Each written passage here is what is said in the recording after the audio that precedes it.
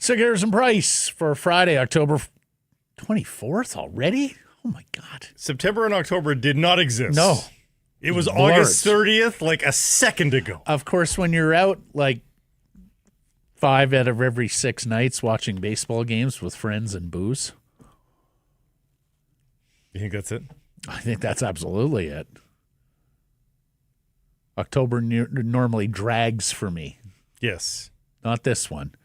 It's October 24th already, y'all.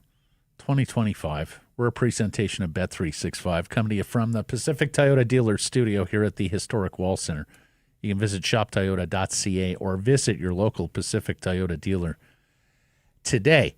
I'm Matt, he's Blake, Mike, and all his Junos hitting switches, conducting things. That's what's happening. Mm-hmm. And our Redwoods golf course poll question today, we're just going to get right after it. Who are you more worried about? Quinn Hughes, Elias Pettersson, or neither? You can vote at the Sekeres and Price X and YouTube channels. I'm going to go first here. Sure. I feel strongly about this. I am going big picture and voting for Quinn Hughes. And here's why. I see he just seems more disengaged to me, on the ice and off the ice. Many have noted his shorter answers and scrums. We're going to get to his post-game scrum last night here in a second. We saw the frustration last night, slamming the stick, the head shaking. And while he said he could handle all the outside noise, I am wondering how he's dealing with the voice in his head and the family dynamic of looking across the NHL and seeing his brother 6-1 in New Jersey. He didn't sound good after the loss in Pittsburgh. He sounded very frustrated then, too. This is not a one-off. Right. So here's the captain muttering last night. We'll come back and discuss.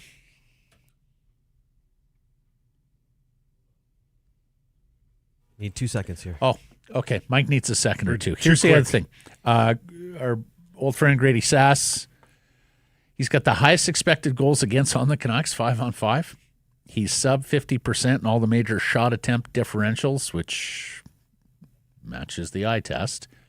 He's also the highest expected goals. Okay. But we've been talking about it. We haven't seen that otherworldly game where Quinn Hughes is just the best player on the ice, bar none.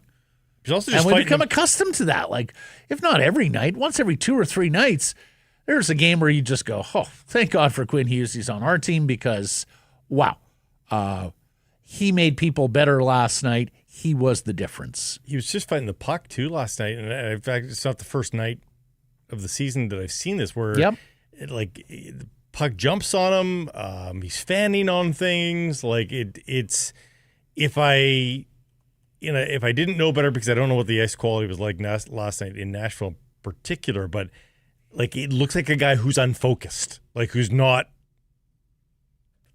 on the task and is just sort of going through the motions. That's when those sorts of things often happen. And this is for a guy who still got 5 points in 8 games. It's not like he is completely sleptwalked. So I mean, we're dealing with a guy that we've got at a really high standard here. But he's not meeting it. Even after wins, even on off days, he rolled into town this year and he was giving us some very full, like authoritative, like I'm the captain now answers where there seemed to be deep commitment and care and duty. And since the season started, it's just seemed more perfunctory, just like, I'll just get this out of the way. Here he is from last night. Yeah, I mean, obviously, would have liked a better result, and I think we're all just ready to go home and have a good home start. What is the key to when you get home having a strong start with a back-to-back especially? I know it's been tiring one. Probably just getting our sleep tonight and taking care of ourselves tomorrow. And then, I think Montreal and Edmonton, worried about them in 2 days' time and 3 days' time for Edmonton. He's going home. He's ready to go home. Yeah. Prolific Canucks tweeter Taj.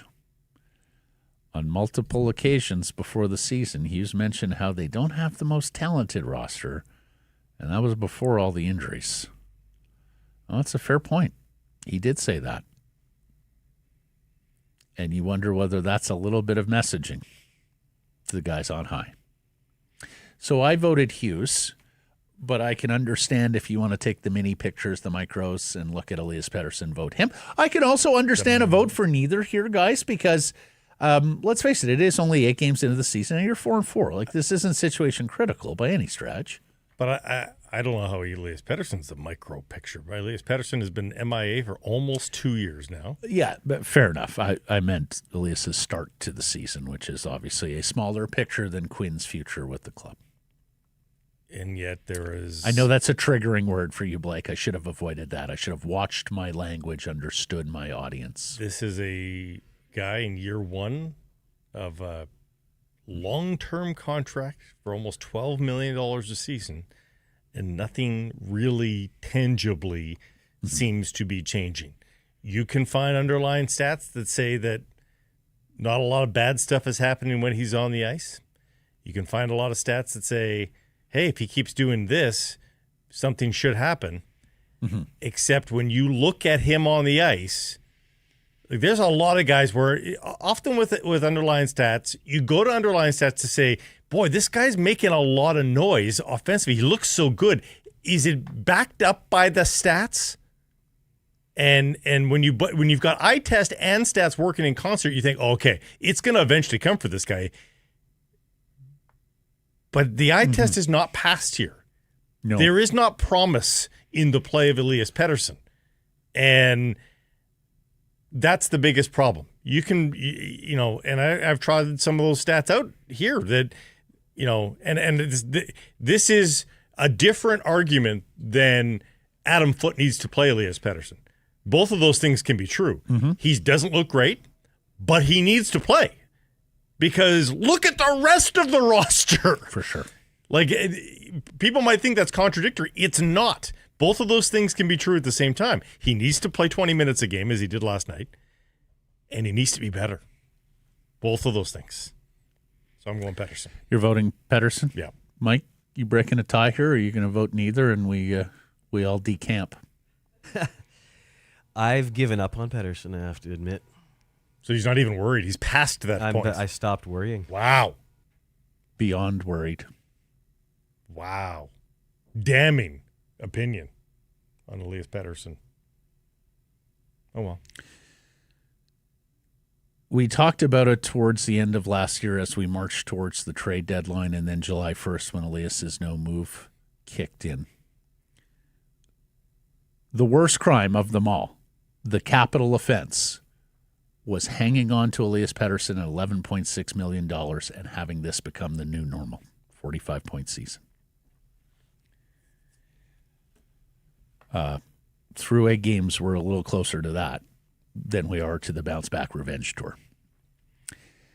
Our friends at the Redwoods Golf Course are absolute leaders when it comes to golf instruction. Why? They have that beautiful, big, heated, covered range. They got a practice fairway bunker. They have their PGA of Canada teaching professional, Craig, who is marvelous. We've done some lessons with him already. And if you have a child age 6 to 16 and want to set them up for the sport of a lifetime, there are private and semi-private junior lessons available at the Redwoods, flexible to your schedule. So check that out. And if you're looking for a space for your custom corporate event, check out the Redwoods. It can include golf lessons if you're so inclined. That would be a fun twist. And there's a food and bev component as well. Redwoods-golf.com. Let's get to our top story, brought to you by Yellow Dog Brewing, Neighborhood Brewing, and Foolish Winery. They didn't lose their wife or their dog in Music City, but they did lose a game to the lowly Predators, and that had the Canucks singing a sad country song on their way home from Nashville. Just wanted to get home. It's a really sad song. Just guitar, no drums. No drums, no too peppy. Yeah. And we're talking one of these like old country songs. There's like a the mic tear quality. with my cheer, Yeah. and I'm But not cheering on you, dear. That's right. Like that old sort of whiny, crackly voice of like a Hank Williams Sr., not even Jr., who's old enough. We're on my losing mind. I'm writing the song as we speak. Blake has a background in theater, if you didn't know. Improv. Did some acting. 3-2 on the 5-game road trip, 4-4 on the season. But Blake, they just can't score goals.com. It's back. One in each of the previous 2 games. Outscored 10-3 since losing Filipino in the first period Sunday. Power play was an abomination despite Brock Besser's return. And another game crying out for a star player to do star things and win deterred. But it was not meant to be for the Canucks against a truly bad team. Like Roman Josi even left the game at one point. Yeah. Yeah, like this, you need to bank points when you're this bad and your injuries are this bad. You need to bank points. Mm-hmm. And that was a bankable point night. Yeah. Even just get one even. Just get one. There was 712. Go 3-1-1 on the trip. 712 power plays in the game. Score on one of them. Look like you want to score on one of them. How about that? Yeah. She said to me after the first period, she goes, it seemed like there were a lot of power plays there. And I'm like, there was nearly 12 minutes of power plays there. It was mostly a power play period. And she's like, and they still didn't score? Nope. Power play went 0 for 5, including 90 seconds late in the first with a 2-man advantage. And more on this with Jeff later, but I struggle to understand how they managed to turn the 5-on-3 into like advanced trigonometry. It ain't that hard. They generated just the 4 shots on goal in 8.5 minutes of power play time. They gave up a goal shorthanded. The power play is now 4 for 28 or 14.3% on the season. That is 26th in the National Hockey League. The 5-on-3 did not seem to present any more of an advantage than the 5-on-4. No. It seemed like the same amount of predators were out there. There was like one dangerous puck thrown to net, and it wasn't converted. Max Sasson scores the lone goal, his 3rd in 5 games, matching his total from 29 games last season. Oh, we got a little toddler waving in the window.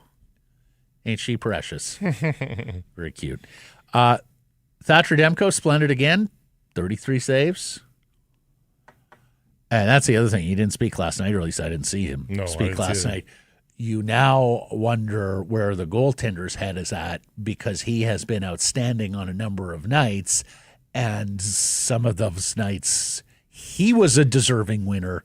The team took the L. There aren't many teams that have a .930 save percentage goalie and are 500. And he's 3-2. He's just above. But you get my point. Is the Canucks could be that team that get .930 save percentage goaltending and still can't win games. An extra goal or two, they could be 5-0 in his starts. Yes, they should be. The game in Edmonton, needless to say, that's an excellent team, or at least an excellent offensive team. But no, a few more goals while Demko's in the cage, and we are having certainly a much different. Yeah, we're having a much different conversation. Elias Pettersson did crest 20 minutes of ice time after not being used all that much Tuesday in Pittsburgh. I'll just say it plainly like that as opposed to digging it. We had that conversation the last 48 hours. He logs 20 minutes and 45 seconds, 13 minutes plus at evens. The Canucks are outshot 35-22 on the night. They're out-attempted 63-51. So that includes being outshot 30-15 at evens. So you're getting doubled up at evens. And just to bring it back to Adam Foote from the game previous, guys. Oh, can we move on, Blake? I need to move on. He played more special teams last night than he did the previous night. And guess what? He was okay to play the 13 minutes. It's incredible. It's incredible. You're not going to let that go, huh? Well, just don't. Blake didn't like Foote's answer about why he didn't play Elias. It's like the maintenance day thing. Like, just don't give us BS. Yeah. as Kirstenblad of the Hockey News notes, Nashville had 10 even strength shots in each period. It's appropriate. Vancouver with 3, 6, and 6. Canucks outshot 18-6 with Quinn Hughes on the ice at even. That's getting tripled up. Mm-hmm. And the scoring chances by natural stat trick were 32-11 for the Predators. And yet here's the thing. It got to the point where the Canucks threw out 3 wingers on a line change late, with Shorty wondering in the booth, who's the center here? Yeah. And DT having to say, it's Garland, actually, with Sherwood and O'Connor. And they got absolutely clocked in the face-off dot again. 119 lost 28. They're 42.6% in the face-off dot all season. That is last in the National Hockey League. Here's what I will say. By the way, Natural Stat Trick also had high danger chances for the entire game at 7-5 in favor of the Predators. And that is... that's we saw that. We saw that game. Yeah. And that's one of those where you don't get the 2.5 hours back. You wish you would have invested it differently. Could have pulled down a shift as a barista at Starbucks. Made money. You could have made money. Yeah. Could have gone for some hot yoga. Yeah. No, it was not an entertaining hockey game. It was a truly dreadful hockey game. And yet, Blake, and especially given that you're missing two center icemen, 4 players, 4 regulars, I'm not sure it was lack of effort. No. Like, you listen to like 32-11 scoring chances and how they got outshot in this, and, you might want to skewer them for lack of effort. I'm not going to sit here and say that they weren't trying, that there were too many passengers, that guys weren't going the extra mile. I just think that's what they are on nights when Quinn Hughes and Elias Pettersson, which is excellent, and they were far from excellent last night. You can teach effort. I think you can, honestly. You can't teach skill. Like at this point, you've either got it or you don't. That's right, and. That's the scary part here for the Canucks. Futility is futility. This roster is likely just not good enough. Oh, this roster clearly without Hedel and Bluger is not good enough. Yeah. Canucks now home for 3, Montreal tomorrow, Edmonton Sunday, the New York Rangers on Tuesday, and head coach Adam Foote is taking a glass half full view of the road trip. Here's Coach. It was a good road trip. It could have been a great road trip, but I mean, I liked a lot what happened. We were in some tough barns early, like 3 games in 3.5 days, playing some good heavy teams, and losing some players, some quality players along the way. And the effort, as you saw, even tonight, it was a close game. Came in grinding. I gotta like that about our team right now, as we don't quit. Yeah, and a lot of salient points there. The other thing I think we're hearing and seeing, Blake, is a rookie head coach who is absolutely going to look at it in rose-colored glasses. Like, he's not going to throw the tantrum in his first 10 games. He's not going to drop gauntlets and be that coach in his first 10 games. And frankly, I think that's appropriate too, because I think in part the job of coaching in the National Hockey League is keeping an emotional even keel. This seemed to be lacking with Foote when he had his brief tenure coaching the Kelowna Rockets. So I can understand the messaging that we're getting from this head coach this season. Well, I wonder if he's been told by management too, like, don't worry, help is coming. We're going to bring somebody in. And if they even had said that to him when Hedel was healthy, like, don't worry, keep your head above water here in the early going. This roster is going to be better for you by midseason. But that's a hard thing to guarantee, Blake. Oh, you can't. You can't. Like, I think they could tell him, look, we're looking, at him, like, keep your spirits up. But I can't imagine that they can make any promises or guarantees not there. Actually promise, no. But yeah, if we're going to get to that in a second here. If your GM tells you, don't worry, we're in the market, it's going to get better. Yeah. I mean, I think you trust him. If that happened, we don't know. Well, but, I mean, you tell me they're not blind to what we're seeing. They know full well, Blake. They know full well. And in fact, given what we spent the summer talking about, the lack of quality and quantity at center, And the nightmare scenario, if you were to lose a top-end center, let alone if you were to lose a couple of centers concurrently, is upon us. Yep. This is not on Adam Foote whatsoever. In fact, Adam Foote deserves so much better in the infancy of his NHL head coaching career than what Patrick Allvin and Jim Rutherford have saddled him with. And Rutherford surely knows better because he's the one who uttered the more expensive not to phrase in April, and sure enough, it's arrived in October. In fact, I think you can charge the Canucks with managerial malpractice for not going out and getting that additional bona fide NHL center by now. Because now it's only getting harder. Because now you're over a barrel, and the rest of the league knows that. And we're going to get into this hunt in a second, but first Blake is going to tell you about Yellow Dog and Neighborhood, and I will be consuming both here over the course of a wonderful sports weekend.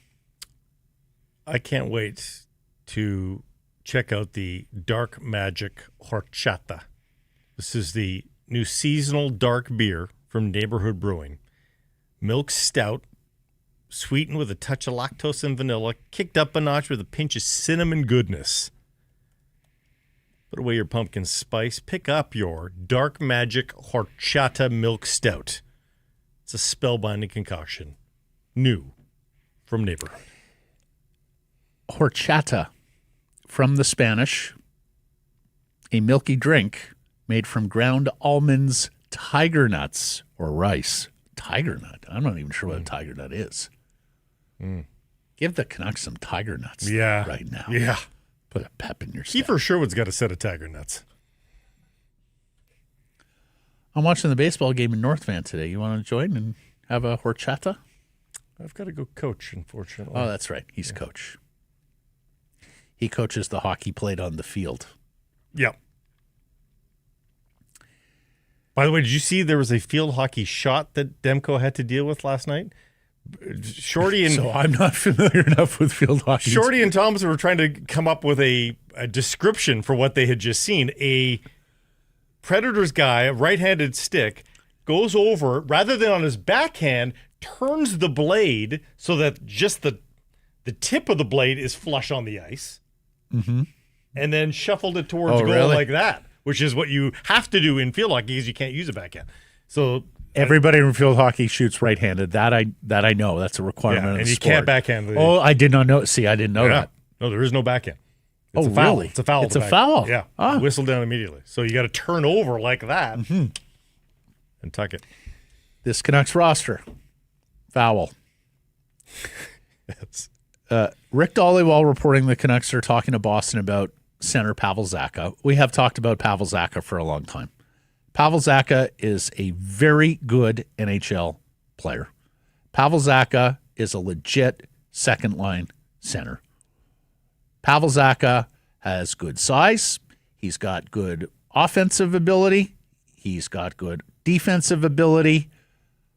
He's not high-end by any stretch. I'm not going to sit here and tell you that Pavel Zacha is going to make line mates better and they're going to score 40 goals playing on his flank.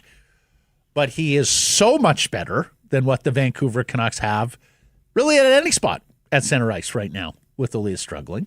And he's a complete player, too. He's not... Well, that's what I mean. Like Casey Middlestead, you bring Casey Middlestead in. Not a complete player. Not a complete player. And not even a center right now for Boston. They're kicked him to the wing. He's disappointed several teams here.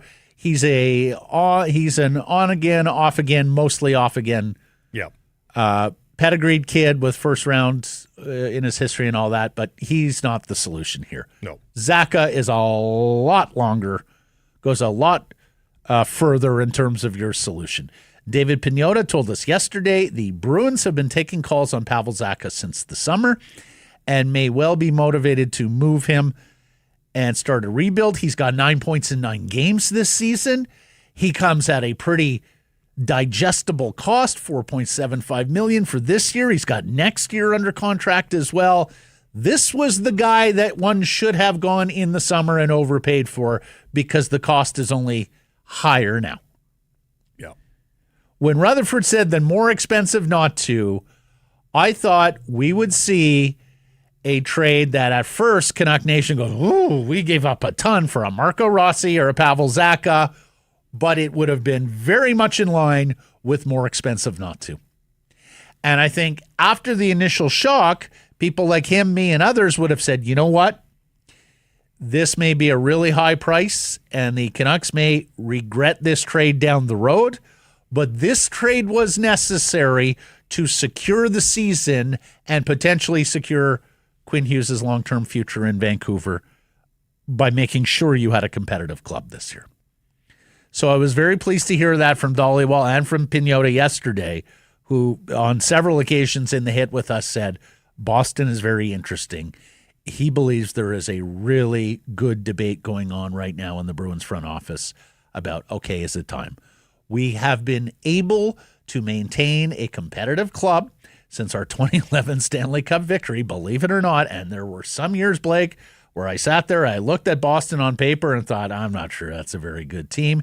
And yet, for the most part, they've had a puncher's chance. Don Sweeney has done very good work with the Boston Bruins over the totality of his career. He's been an NHL Executive of the Year. It may well be time for Boston to go down rebuild boulevard. They've got a tough schedule coming up, too. They've got Colorado next. They've got Ottawa, who are finding their legs here a little bit. And they've got the red-hot New York Islanders as well. So, it's 6 straight losses for Boston right now. And that's 6 straight regulation losses for Boston right now.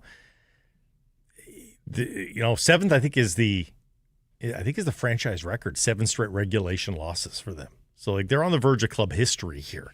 Yeah. Then there's Alexander Wenberg. And Piniota told us yesterday the Canucks have checked in on Wenberg. He's in San Jose now. Cheaper cost. Former Blue Jacket, former Seattle Kraken. There is also an interesting new rule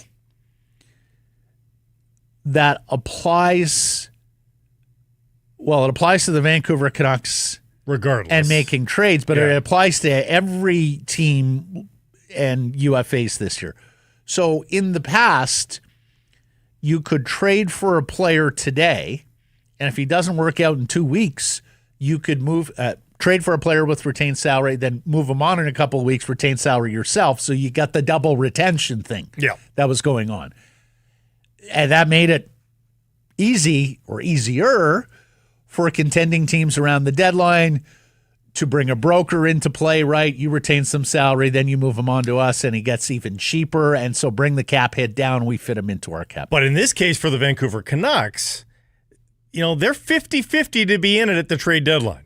So this is a great way to hedge for them. If they can get a little bit of retention on whomever they get for that matter. And you have to think San Jose would retain. Yeah.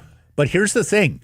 You now have to wait 75 days before you're allowed to retain on a player who you acquired. 75 business and NHL business days. Okay, but that is every day outside of outside of the February Olympic break. Right. Okay.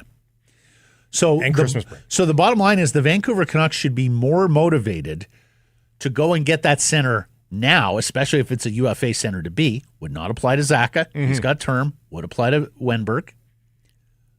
Because if their season goes to shit, they will have had Wenberg or whomever UFA on the team for 75 business days and thus be able to retain salary on that player and trade it to a contender. And get better assets back. Or you can always trade that player anyhow, but you won't get the same quality of assets if you're not retaining any salary. All shows by the way, so that deadline is December the 1st. Did we say that? Oh, yeah. No, please. The deadline is December the 1st. So, to get that extra little leverage point for yourself, if you're the Canucks, you want to get this business done before December 1. Right. Shouldn't mention, Piniota also told us both San Jose and Alexander Wenberg are hoping to build some value here. Like San Jose is going to play him in some power play in good situations here, hoping to juice his point totals. He's going to look like a better player closer to the deadline. So they might not be the most motivated seller on that player now. They just got their first win last night at the Garden versus JT Miller in overtime, and JT was very casual on the game-winning goal, you may have noticed. It was a very soft defensive play in the corner from number 9. Our boy Macklin Celebrini, future Vancouver Canuck with the Hattie. A 5-point night for Macklin, too, at the Garden at 19 or something. So for anybody that thought he was thrown off his game by the 5-minute Instagram Q&A he had with the old lady in the streets of Manhattan. That was fun. That was, yeah. They have done some fun content, the Sharks. Well, that was not intentional. You're saying that was organic? 100% that was organic. Really? You see how uneasy Will Smith was? Okay. Macklin dealt with it a little bit better. No. Well, Macklin can roll with punches now. Like, we learned that. But 5 points on Broadway, just spectacular. So, Wenberg's hoping to float his value, too, because he's UFA, so he may be quite interested in staying in San Jose, playing on a power play with Macklin and Will Smith and getting some more points here. Elliot Friedman reporting. Before we leave this, did you see that list of 5-point teenagers? I did not. Who is it? Gretz? So the most 5-point nights by a teenager in the NHL. Gretzky with 5 5-point nights as a teenager. 3 guys have 2. 3 guys have 2. Is Macklin one of them? Now Macklin's one of them. Is Dale Hawerchuk one of them? Dale Hawerchuk is one of them. And there's one more. I don't think you get the when you hear it, you'll be like, oh, okay, but I don't think it'll leap to your mind. Okay. So I have to go a little bit off the beaten track. He's a star player, but I just don't know that we would have thought of him as a teenager, that's all. Because he's always looked like he's 40, even when he was great. Hit me. Brian Trottier. Oh, okay. I would not have gone Brian Trottier. I could have stayed here all day long and not gotten it. Nice Easter egg, though, Blake. Elliot Friedman reporting the Canucks have made it clear that their 2026 first-round pick is not available in a trade for a center. Wise to keep a first-round pick that if you struggle, have to punt the season, gives you an outside shot at Gavin McKenna, the first overall pick next year. There's that. But also, what caliber center are you going to get if you're not willing to part with plum assets? Like, you're not on the market looking for another Teddy Bluger here. I can understand not wanting to give up a first-round pick in an Alexander Wenberg trade, but for Zaka in Boston, if Sweeney and Neely held the line and said, no, a first-round pick next year has got to be a part of that package, that's something you're going to have to consider, Blake. And especially the urgency of now because of where you are with your depth chart there and the ability that if the season were to get away from you right now, right? Like, you don't have a lot of time here if you're Rutherford and Alvin. They know better how long Heedle's going to be out. We can only imagine it's going to be a while because that looked like a 6th or 7th career concussion. One would hope that Bluger gets back into play sooner, but of course, Teddy's not a scorer. He's not going to help you there. Now, if you're looking for a bottom 6 plugger center, shadow defensive centerman, you're not dealing a first-round pick, but you're looking for way up the pecking order from that. If you're a selling team, though, you're also looking at the Vancouver Canucks going, let's jump on this trade because I don't think they're a very good team, and this could absolutely be a lottery ticket for Gavin McKenna. Like an unprotected first-round pick from the Vancouver Canucks is a pretty nice piece right now. Of course. While you're struggling, a lot of teams are going to gamble. That's our guy is not going to make this team that much better. Mm-hmm. So it may have some worth. But if you're the Vancouver Canucks, especially if they happen to know, without a doubt, I mean, I think it's a very low chance. But if they happen to know that Heedle actually is doing okay, and it wasn't a concussion or something to that effect, then maybe they can sort of pull a bit of a ruse here and appear like a wounded animal and not be as bad as you think. But I do know, Matt, we can't go 74 more games. Watching that, or if you're the Vancouver Canucks, right? You can't expect 74 more games of that roster that we saw last night and expect many different results. They're not going to lose them all. I'm not suggesting that, but they are 4-4. That is a 4-4 team if I ever saw one. Oh, for sure. And yet, Blake, that's not. I mean, well, it's an 80-point team. Taking the center situation and putting that on the side for a sec, we can disengage. 4-4, 82 points. No, not good enough, but in the realm. 6 games on the road, 2 games at home. It's not Chicken Little.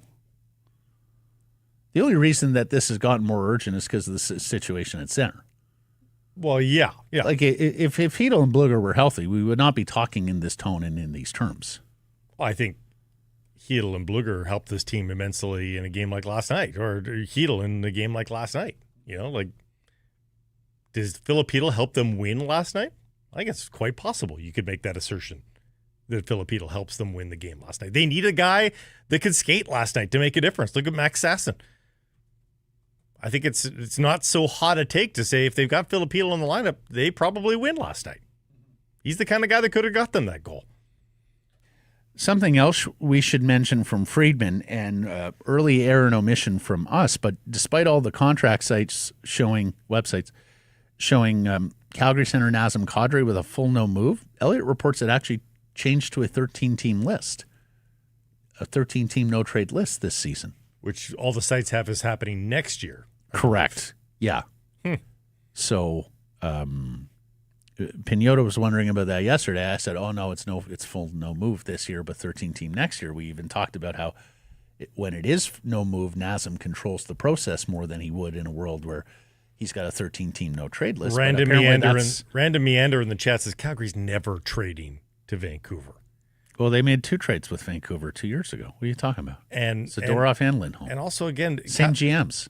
Calgary's trade of Nazem Kadri, if it happens, is doubly good for Calgary. You get all the assets that you get in the trade, plus you get rid of that cap hit, which in the last 2 years of that contract is going to be questionable. Mm-hmm.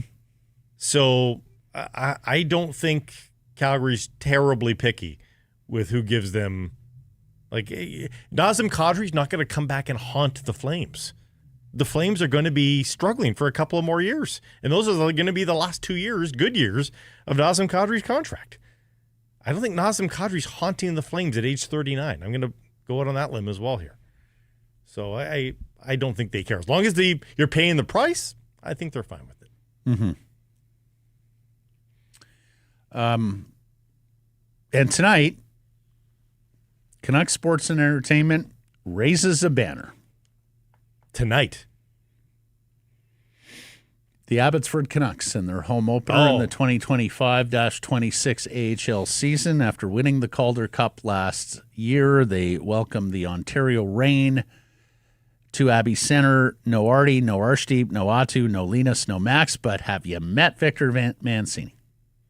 He'll play. You know he'll play, as will Surrey's. Well, he may not play tonight. Surrey's Jujhar Khaira has been re-signed by the Abbey Canucks. They may need him. Apparently it's looked a little lean there for Abbey in the early going. Yeah, Jujhar came over midway through last season and had an impact on that championship Abbotsford team. A little disappointing that some of the fixtures of that team aren't there tonight to bask in it, but of course they'd rather be in the NHL, so it's good for them.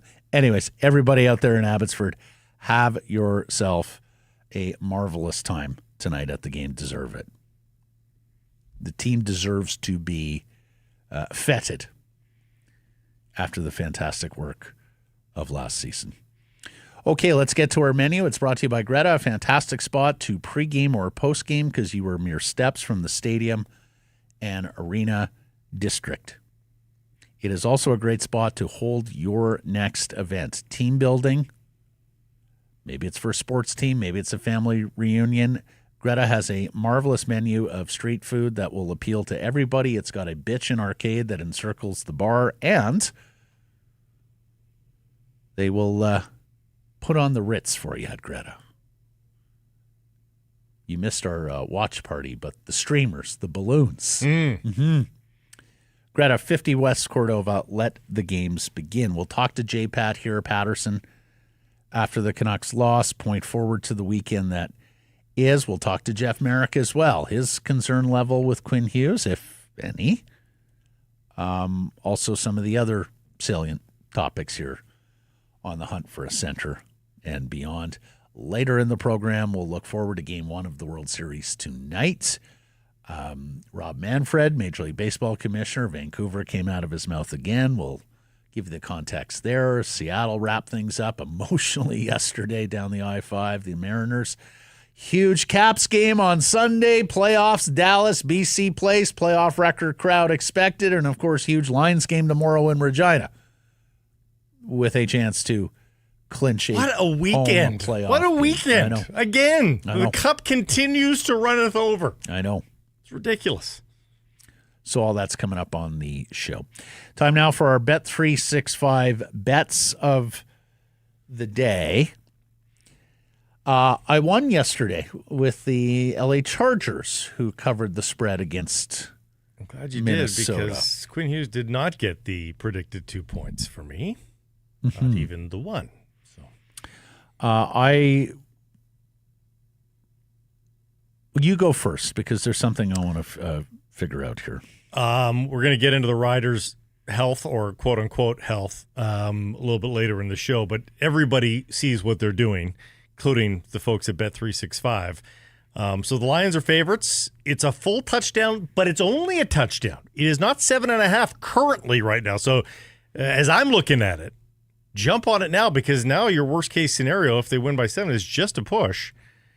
And I think, honestly, the way the Lions' offense is clicking right now, I'm not concerned, even on the road.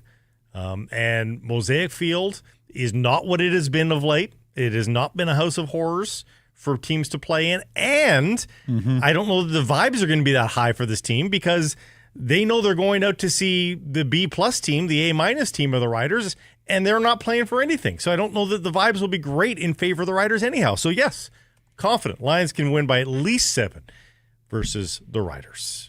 105. So I wanted to I was looking at the Blue Jays and their odds of winning the World Series in X number of games and whatnot. But I as you mentioned, our menu runneth over here in terms of sports that we'll be watching on the weekend. I don't think you want to hear this, Blake, and I'm sure there's a good part of our audience that doesn't want to hear this. But for whatever reason, I just find myself incredibly worried for the Whitecaps on Sunday. Because of the injury situation, because of the weight of expectation, and of course, because of their history. There was a time that we said, Whitecaps going to Whitecap. I looked at the game line for Sunday, and you tell me, buddy, like FC Dallas is not chopped liver, right? Like this isn't a bottom of the table MLS side. Why? What's the number? Plus 500 to win the game? Really? The Whitecaps are minus 223 to win the game. Wow. They just lost to this team. I get it. It was regular season. This is different. Plus 500. What's the draw? Plus 400 on the draw.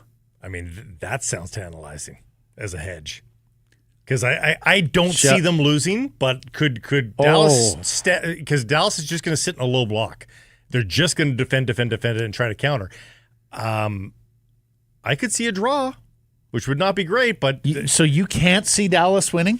Come on. No, I can't. They just won. They just beat Vancouver. It was 11-10 I for know, the whole game. I know. No, I'm not concerned about a loss. But I mean, there's no Brian White here. Tristan Blackman is hurt. As we know, their situation at center back is almost as bad as the situation the Canucks have at center. Anyways, the old Don Taylor special. Either one. Should take your pick. Dallas plus 500 to win, and if you lose the bet, at least you're happy about the home team winning. Or take the draw plus 400. That's there you go. Good too. This segment of presentation of Bet365, whatever your bet, it's never ordinary at Bet365. Download the app, get in on the game, use code NATION when doing so. Must be 19 or older. Please play responsibly. Jeff Patterson. Wait. Before we go, the Vancouver Canucks have just consummated a trade. Wow. At the death, we bring this up. Oh, gosh. How about this? It is not. I'm going in cold. It is not Pavel Zacha. It is not Alex Wenberg. Oh. It is Lucas Reichel from the Chicago Blackhawks. This was a player who was widely available during training camp. In fact, many people are surprised that Lukas Reichel was not traded before the roster deadline. There was a lot of reporting that Chicago was motivated to move this player by the roster deadline. He's German. He is a one-time first-round pick. A little bit of failure to launch here, as we discussed prior when we heard of his, and he's a winger. We should mention he's that. a winger. He is, but this is a condemnation of the talent group that they have right now. Not that Reichel's terrible. I'm just saying he's not a center. So this is the management going, we're just not good enough as a forward group. We need something better. The Canucks have given up a 2027 fourth-round pick for Lukas Reichel. Totally fine. Totally fine. Yes. The Canucks have 3 fourth-rounders in 2027, including Chicago's. Did they just send them back, Chicago's fourth-round pick? Yeah, that wasn't clarified. They have their own fourth-round pick. They have Pittsburgh's fourth-round pick, the Artie Shiloff's deal, in 2027. By the way, it's been a good start to the season for Reichel. He after all the trade rumors leading up to opening night, 2 goals, 2 assists in 5 games for the Chicago Blackhawks. Reichel is a $1.2 million salary for this year. He's a restricted free agent with arbitration rights come next year. But look, he would really have to pick up the production if he's going to have any muscle or leverage in that negotiation. He's 23 years old.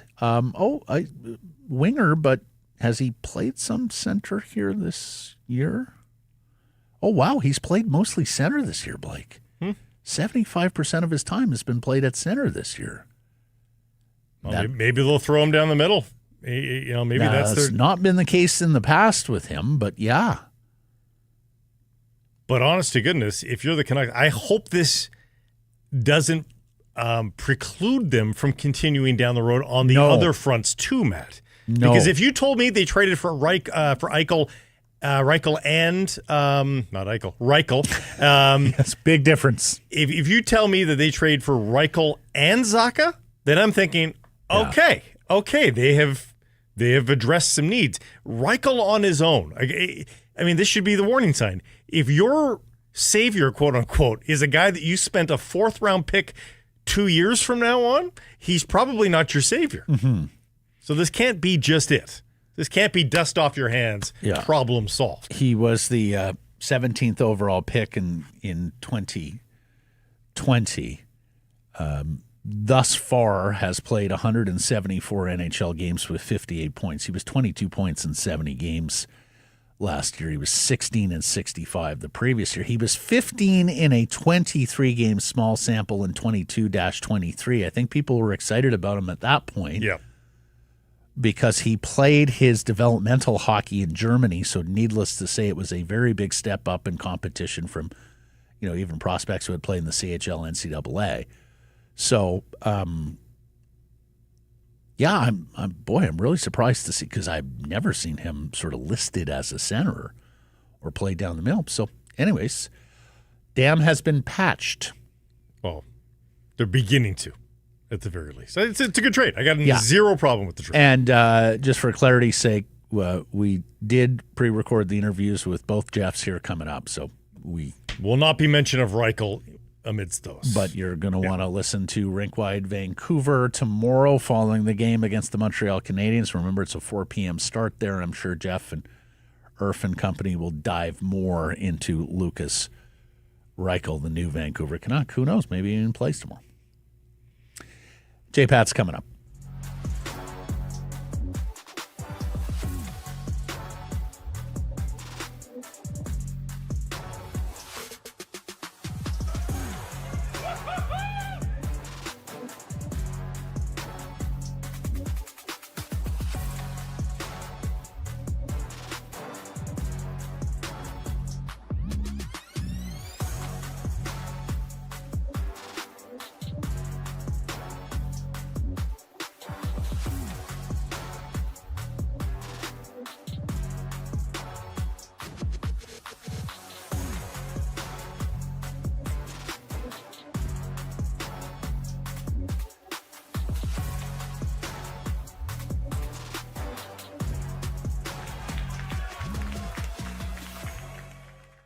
Sekeres and Price from the Historic Wall Center. Brought to you by your Pacific Toyota dealers who want to tell you about the Toyota Prius plug-in hybrid edition.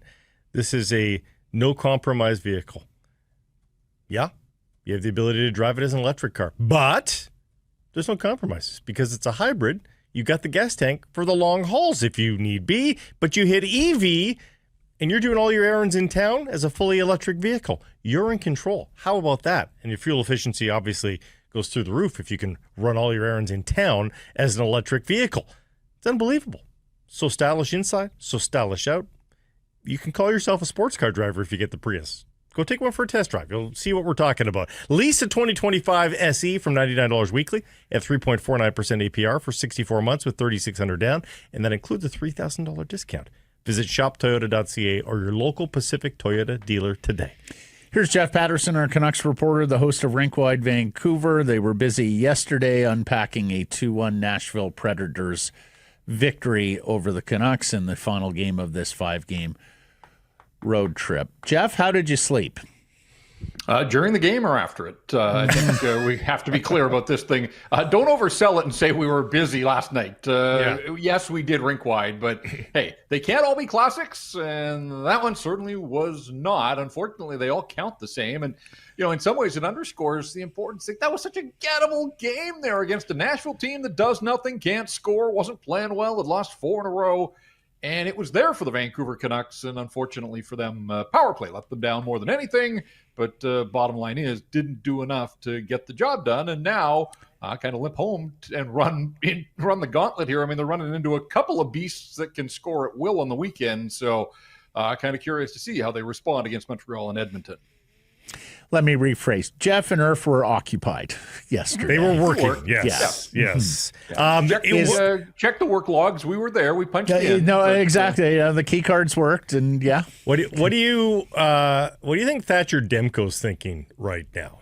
He's been great. 927 save percentage, spectacular, letting in maximum 2 goals per night. But do you think he's feeling like he has the weight of the world on his shoulders? Because he is going to be everything, it appears. My initial sort of sense to your question is he's probably thinking, so this is how Dustin Wolf feels. Okay. Yeah. Goalies can only do so much, and they can only be expected to do so much. And he has held up his end of the bargain. And again, another night there where the winning goal creeps across the goal line, and that had to be excruciating for him in real time and slow motion. It got across. That's all it has to do. But otherwise, he made some key stops and at different points in the game when it was scoreless and gave them a chance to open the scoring. And then when they were down, prevented Nashville from extending. Not that Nashville looked all that serious about extending. Nashville was ecstatic to be up 2-1. Come on. Who am I kidding? Thinking they were going to extend their lead or even try. But we've documented Demko's role in the leadership group here. And you probably saw the comments of Dustin Wolf after the loss to Montreal the other night where he said, I can only do so much. And I think Demko probably could read from that script right now that he's doing his part, but he also has to understand that this is going to be an offensively challenged team. 5 of the 8 games so far, they've been held to 2 or fewer. It's a difficult league to win, especially, guys, on a night, my goodness, when you look around the National Hockey League, like how did we all get the Canucks and the Predators to cover on a night that was crazy around the National Hockey League, the goals that were scored and the storylines abound, and yet we're here drilling down deep on a 2-1 hockey game in Music City. Jeff, has Max Sasson been the Vancouver Canucks' best center through 8 games? You could make the argument, certainly, and of course he hasn't even played all 8, and that is credit to him. He scored 3 goals in 29 games.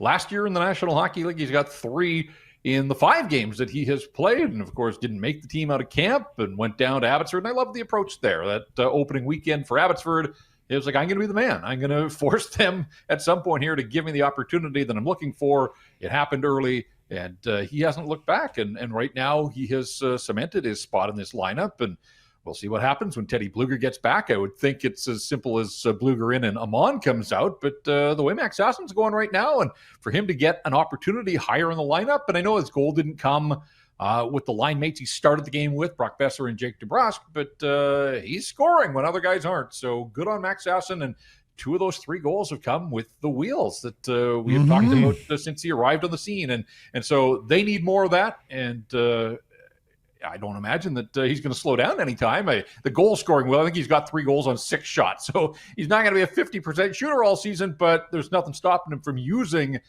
his God-given assets of NHL speed, and he's doing a nice job of that and applying it in the games that he's getting right now. I'm getting worried about Quinn, Jeff. He looks less engaged than I can remember on the ice, and he looks more frustrated both on and off. What's your temperature check on the captain here through 8? Yeah, it's not going great for him individually, and he probably has to remind himself that the team is 4-4 through 8 games, and that all is not lost here in the early going. But I can understand the frustration, the way this road trip unfolded, to get off to the nice start as a team, spread the scoring, get those 3 wins. But such a wild road trip, really. You can split it almost right down the middle, the midway mark of that Washington game when they were up 4-0. And from that point on, they've been outscored 10-2.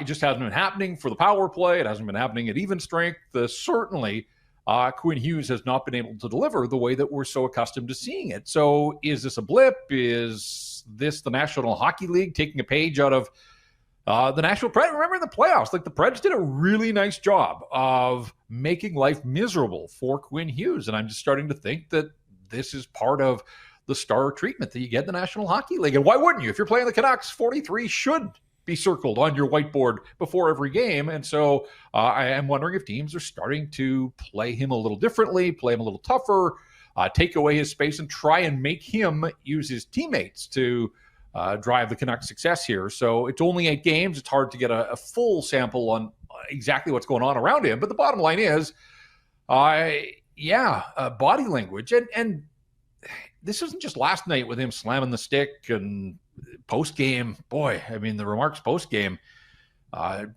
total loss for answers. Didn't look like he wanted to provide any sort of insight on what had gone on here in these last couple of games. And this is part of his role as a captain, that even through the dark times, you have to elevate your performance on and off the ice. And so it's not happening for Quinn. He's got company.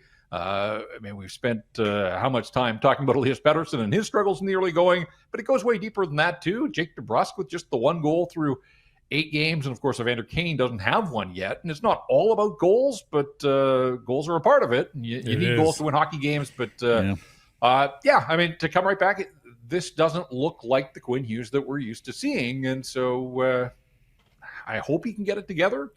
The forward set is not a great group to feed, and that's what he's about, right? He doesn't score 30 goals. He's about feeding other guys, and that's got to be a part of the equation. But I also just see fanned passes, shots that seem to be limited more to him than to his teammates, and he's got the puck on his stick, so there's just more at-bats there. But I don't know if that's lack of focus. Is that just bad ice? I don't know, but does not seem like the Wizard.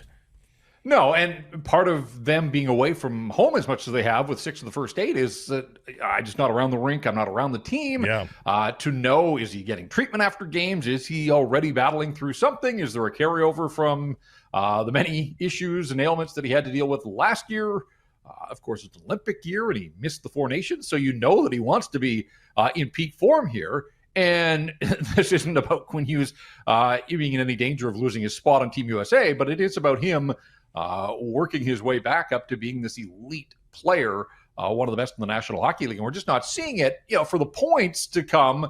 So much of that could be corrected with a power play, right? And last night was inexcusable. They had the 2 early power plays, didn't generate a shot on goal. They ended up with 8.5 minutes of power play time, just 4 shots on goal. That included 90 seconds of 5-on-3. And why is it that some teams can make 5-on-3 just look so easy? Zip it around, bam, back of the net. And it just looked like the puck weighed 15 pounds as the Canucks were trying to shovel it from teammate to teammate and offload it. And passes behind each other. It is nothing crisp. Yeah. And so... the Buck talks with Adam Foote. He's the head coach, but Scott Young and Brett McLean both think the game offensively, have both been scorers at different levels. They're in charge of the power play, and this is a power play that's a 14%. We know the Canucks are not going to be an offensive juggernaut on the whole, so in tight games, You come right back to a power play that gets 5 opportunities and does squat with it. Again, there's no excuses for that. It just simply has to get better. And the other part there is, guys, yes, there were injuries to this lineup, not to power play 1. That is as good as the Vancouver Canucks can formulate a power play group right now. Those are their 5 best players, and they just did nothing, absolutely nothing with the opportunities in a game that was begging for a power play goal.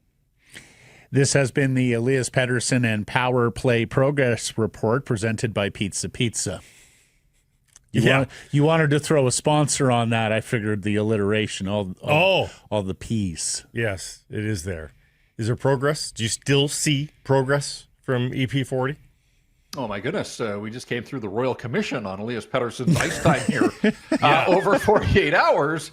And to Adam Foote's credit, he had to know the question was coming. I don't know if he knew who was going to ask it. And so I believe it was a Nashville reporter.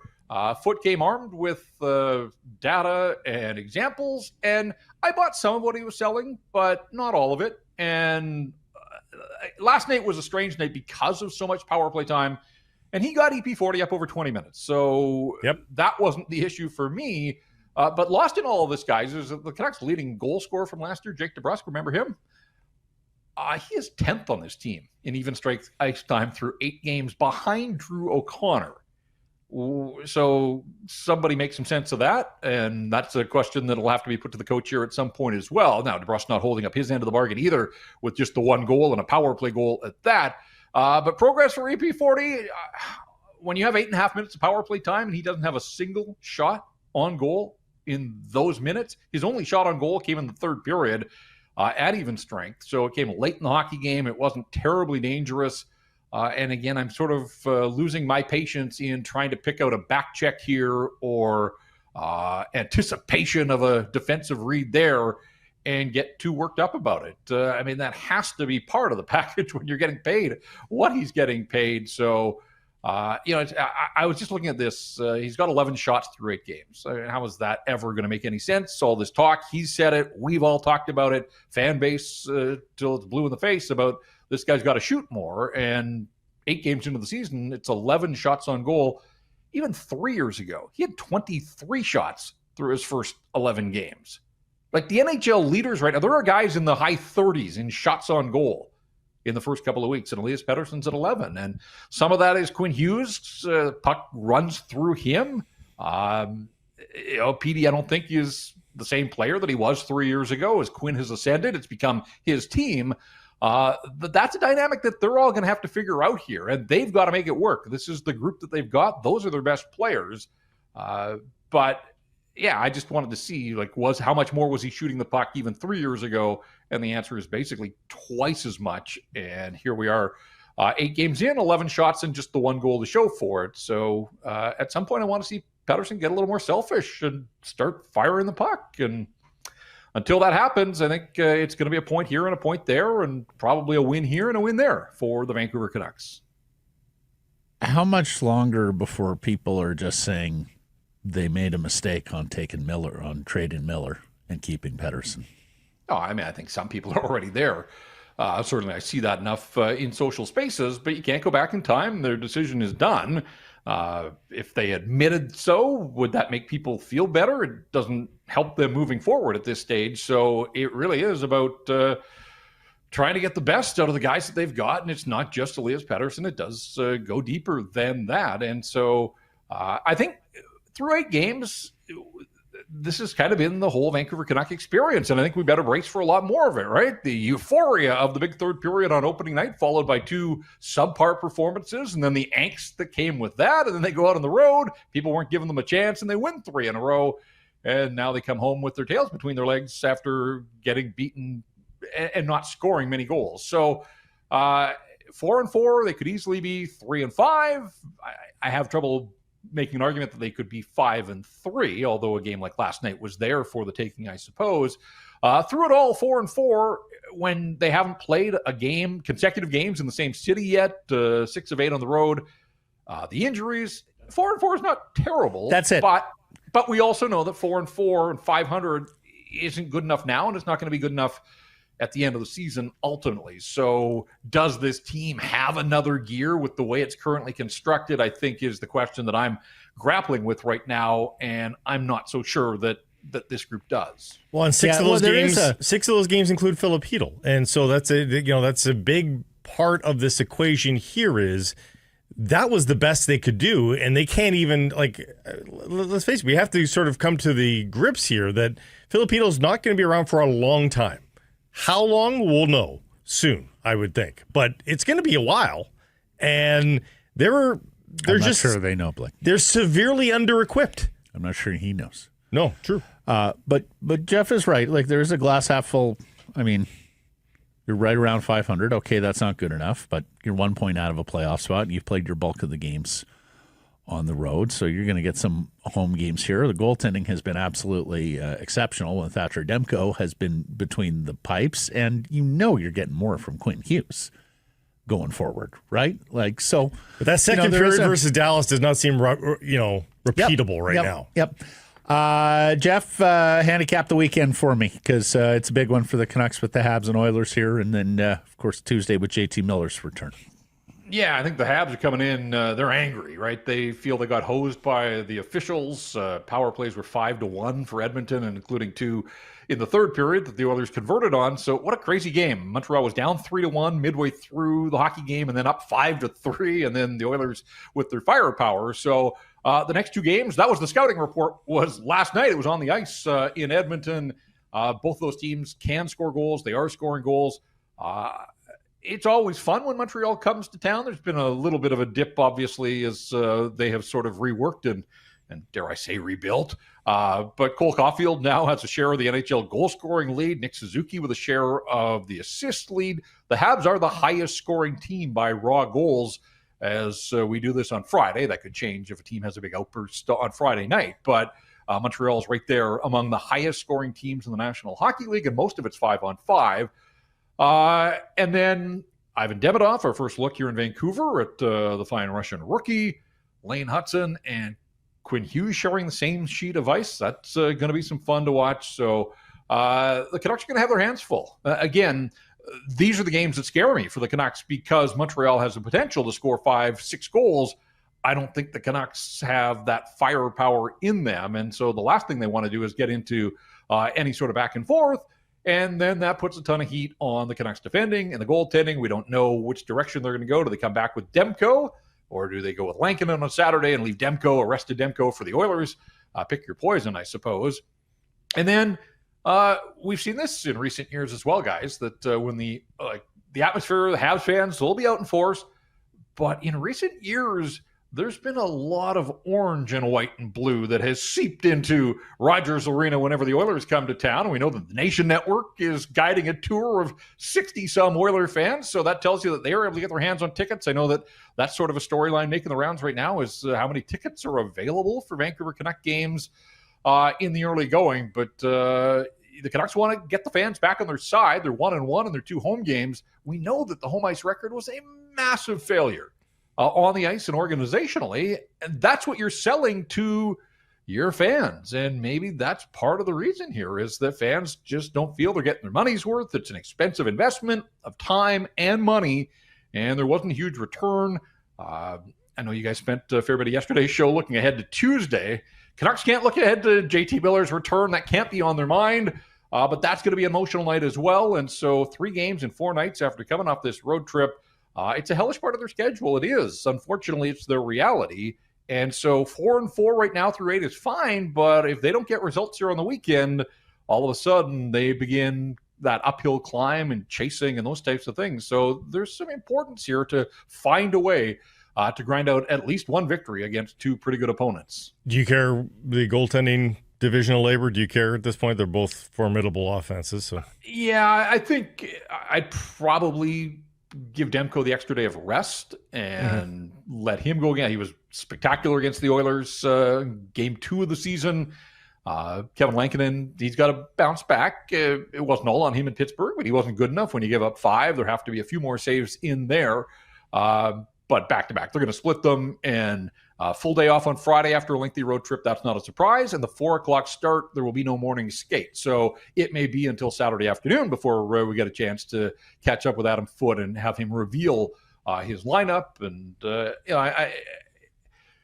I haven't had a chance to talk to Adam Foote in a while here because they've been on the road, and we know that he did a handful of appearances, but it wasn't there after every practice. Like, I want some updates. Like, do we know, is Filip Chytil in concussion protocol? Like, the team hasn't said anything. I'm curious about that part of it. Derek Forbert's whereabouts went from playing the first 2 games to a maintenance day to now being out for 2 weeks. So Teddy Bluger, not sure what's going on there. So lots of ground to cover with the coach whenever we get that opportunity. And of course, wants answers. Mancini available for Saturday theoretically, right? If he plays tonight. Yeah, but is he available all weekend then? Are you going to ask a guy to play 3 games in 3 nights in 2 leagues? No. Probably not. So maybe Sunday you're right. for him. And then the other part there is, Lander, you want him playing hockey games. So it doesn't, fine, they brought him up, but it doesn't serve him particularly well to be sitting in the press box. So is it as simple as that's your swap? There's your roster spot, get Abbotsford a top defender, and perhaps bring Victor Mancini back for one of the games here on the weekend. So, there's a lot of moving parts around this hockey club, and we'll see how things shake down over the next 48 hours. J-Pat wants answers. J-Pat wants the truth. Mm-hmm. And the truth is that Derek Forbert's on a maintenance fortnight, Jeff. Okay. Just that, though. New term. It's coming to the NHL any day. That's in real time. That fortnight could turn into 2 fortnights, right? That's right. It could be a maintenance until month. we see him again. This is an open-ended question and investigation. And it's not like the priority for me right now around this hockey team, but I want to know where Derek Forbert has gone. Hey, and Jeff, what I'll say, it's another 3-screen night in here tomorrow with the World Series game, the Lions game, and the Canucks game all going on at the same time. So plenty to fill your cup on the weekend in the world of sports and local sports at that. We'll be watching and listening to Rinkwide. Jeff, thanks for this. Talk Monday. Yeah, we'll have a lot to talk about by the time Monday rolls around. Sekeres and Price from the historic Wall Center, the Sheraton Wall Center, Vancouver, Blake, part of the Marriott family of hotels. Yeah, that is not where Jeff is. Exactly. He's getting no Bonvoy points. Jeff Marek, the Sheet Daily on the Nation Network, joins us from a Hilton Garden Inn in Rochester, New York. You're making every AHL scout jealous here, Jeff. They know that hotel. I got a couple of things. One of the best on the loop. Welcome to Mini Stickland here at Kids Hockey Tournament. And what hockey tournament is complete without the youth hockey team code of conduct, which we got upon checking in as well, including no knee hockey and a reminder about quiet hours and room etiquette. Okay. All of this will, of course, be quickly discarded. You mentioned Marriott off the top. Say anything about the parents' consumption on that list, Jeff? Because I understand that's the thing, too, at minor hockey. No. Oh, yes, at these tournaments, alcohol makes everything better. No, nothing here about being overserved. Flasks at the rink or anything. Happy hour in the lobby at 4. Exactly. Yes. Oh yeah, we've all seen it. I got a quick one. I'm curious what you guys think about this. There is one scout that I know, and as we all know, scouts spend their lives on the road and spend their lives in hotels, and sometimes getting a good night's sleep is difficult. So there's one scout that I know that always goes to Marriott's. And so much so that in order to make sure he's as comfortable on the road as he is at home, he actually bought an exact bed. Yes. From the Marriott. So you can buy heavenly beds. It's just like so the at-home experience is like being on the road. I'm like, that is a veteran move right there. Wow. That's a great revenue stream. Someone at Marriott deserves a promotion for that one. They've got good beds. They really do. We've been telling them here for 5 years about the beds at the Wall Center. Heavenly beds. You can buy the pillows. You can buy the sheets. You can buy all the pillows. Not used. But. Makes sense. Makes sense to me. Anyway, hey guys. Jeff, we sat here We're starting to feel it slip away. Patterson hasn't bounced back. Hughes strangely looks disengaged, and then we have no centers either. So can you make the Canuck fan feel any better this morning? Well, other than the drive, Mrs. Kennedy, how'd you enjoy Dallas? That's dark. What, too soon?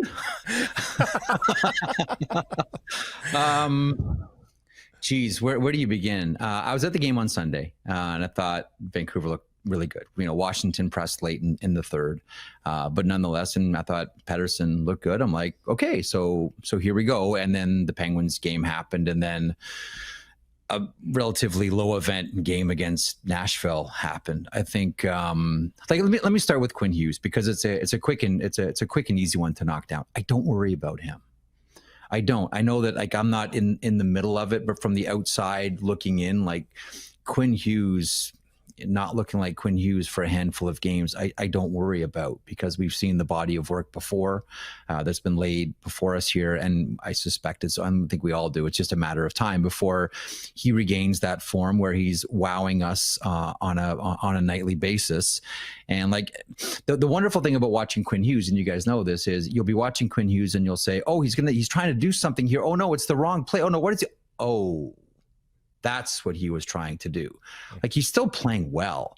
He's just not at that level where, I remember one scout talking to me about Mitch Marner once said, he doesn't make the right play, he makes the better play, the play that nobody else sees coming, and that's Quinn Hughes, right? So that's the only thing. Quinn Hughes is still one of the best defensemen in the NHL. You're just used to seeing Quinn Hughes not make just the right play, but make the better play. But I don't worry about him.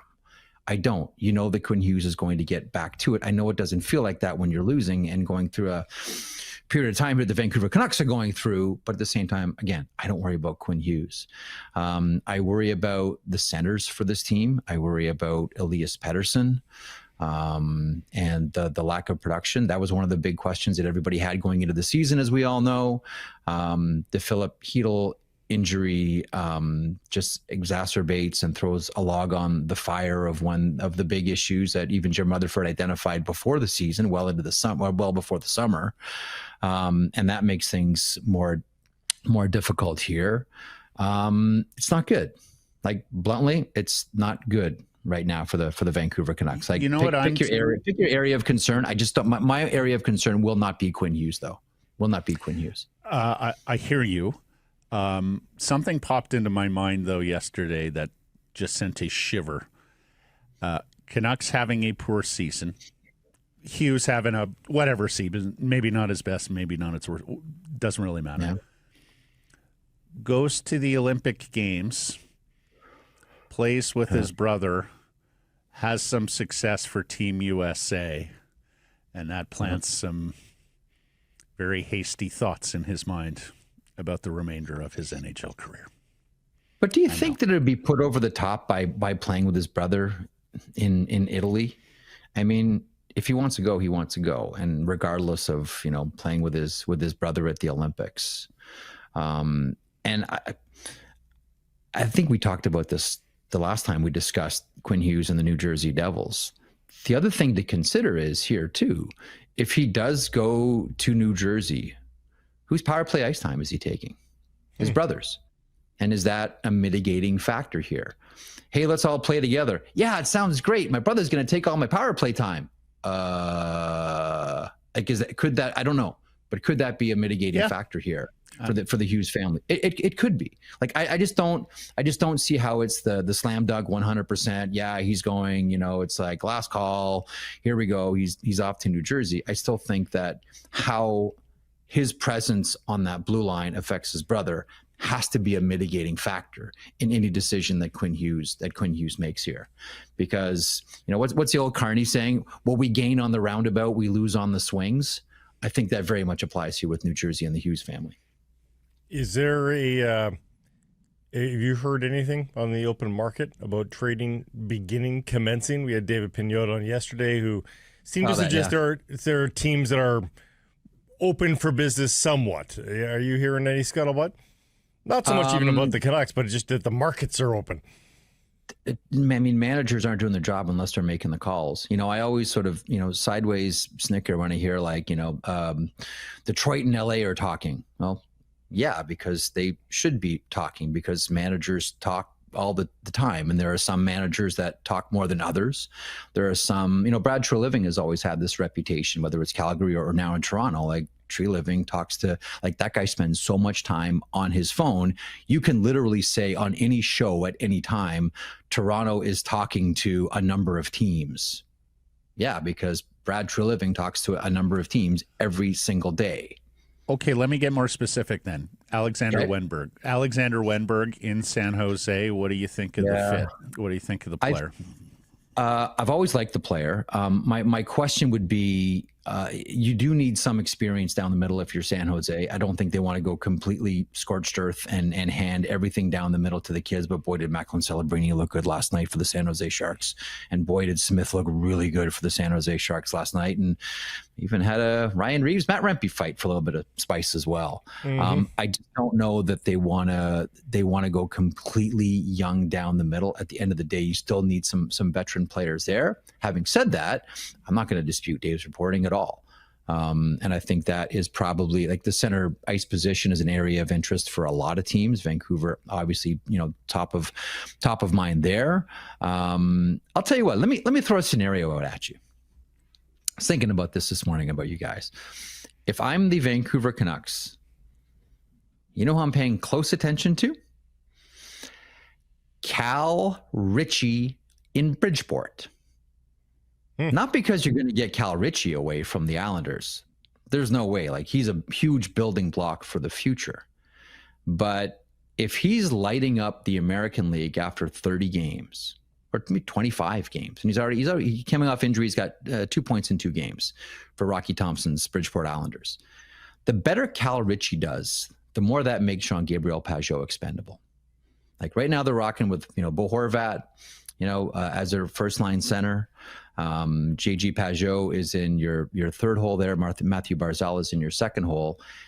If Cal Ritchie can force the Islanders to make a decision, like, I look at this season and I say, the scenario is Cal Ritchie goes down to the American League, rips it up, and by Christmas he gets called up, and then Matthew Darche has to make a deal. The better Cal Ritchie plays, the more JG Pageau is expandable. That's the way it looks to me right now, and I don't think Darche would want to make a move with that center until Cal Ritchie is ready. That's what I'd be looking at. Cheering on Cal Ritchie. AHL. My heart skipped a beat there because I thought the next name out of his mouth would be Coquitlam's Matthew Barzal or former Canucks captain Bo Horvat. Alas, it is down the menu, down Marcus. Okay. I hate to spring this one on you, buddy, because this is a big question and quite a pothole in Canucks Twitter. Okay. But Miller over Horvat, Patterson over Miller. Did they screw them both up?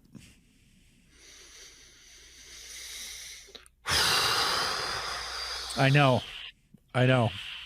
Wow. See, the thing is, I don't want to just give you a frivolous answer. And this is a horrible sports talk radio answer.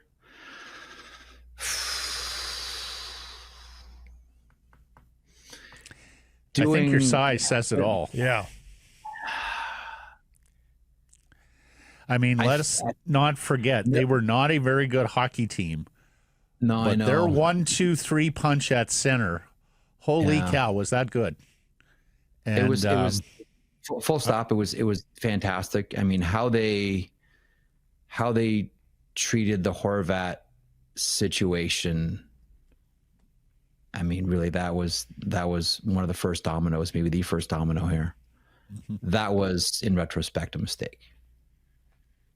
That was a tough one, and the Horvat camp was not exactly thrilled. No, I think they wanted to turn over leadership, Jeff. Yeah. Like, I think they wanted leadership in their own image, in their own mind. They didn't, because let's face it, Bo had time to lead the club, and there were still issues.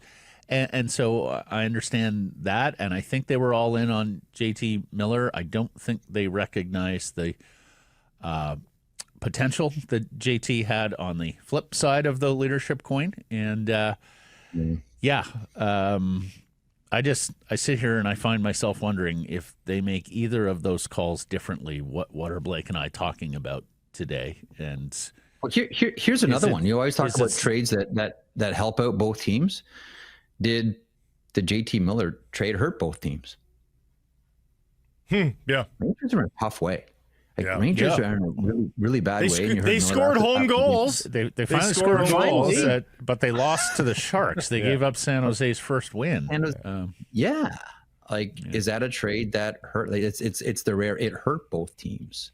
Again, we still have a lot of hockey to play, and I know it's not, as I like to say, it's not an 82-game season. It's 82 one-game seasons, and that's how we treat the NHL. But right now, it looks like this trade probably hurt both teams. Mm-hmm.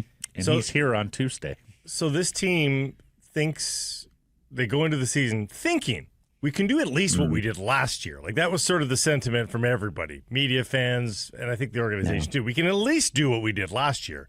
Let's be a little bit better. What, like, are we just giving the stock answer of U.S. Thanksgiving here for them to realize what they actually are, or do you think they should be concerned enough because of health and performance that they have to reevaluate what this season is all about? I don't think you can. I really don't think you can do that until you've played double-digit games. Mm-hmm. Like I always look at myself, and like we were talking about Quinn Hughes earlier. Let's say Quinn Hughes is going through a stretch like this, not in October, but in January. Are we having the exact same reaction? Probably not.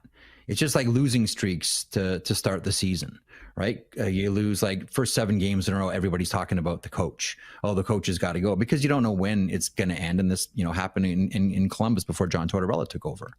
But if this scene with the Vancouver Canucks is happening in January, not happening in October, are we having the exact same reaction? Mm-hmm. I'm just sensitive to overreacting based on what happens at the beginning of a season when guys are still, and again, this injury and performance, and specifically in this case, injury, is a major contributing factor to what's happened to the Vancouver Canucks. I just don't know that I bite this early until we get to 15 games, 20 games.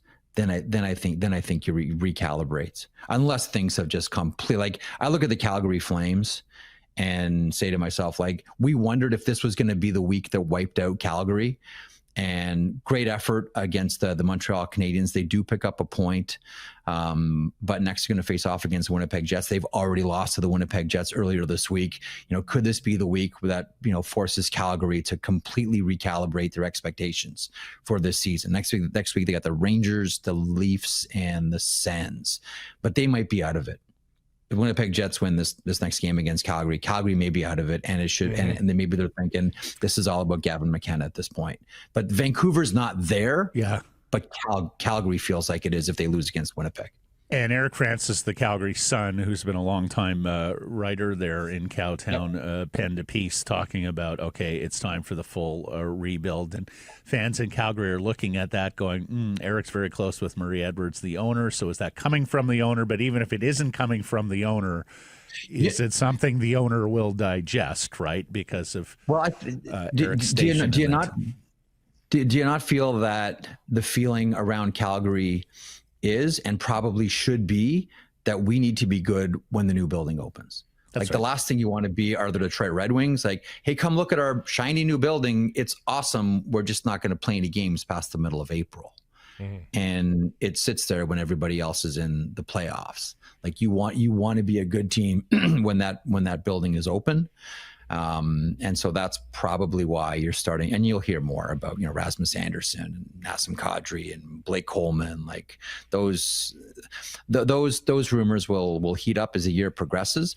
The big concern for me in Calgary is Dustin Wolf. And always you wonder, what type of effect do rebuilds have on goaltenders?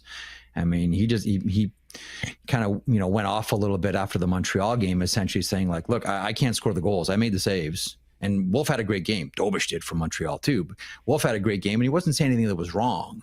But it's just rare to hear a goaltender say like, I can't score for them.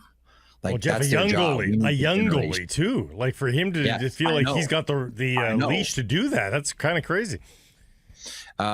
He is not shy.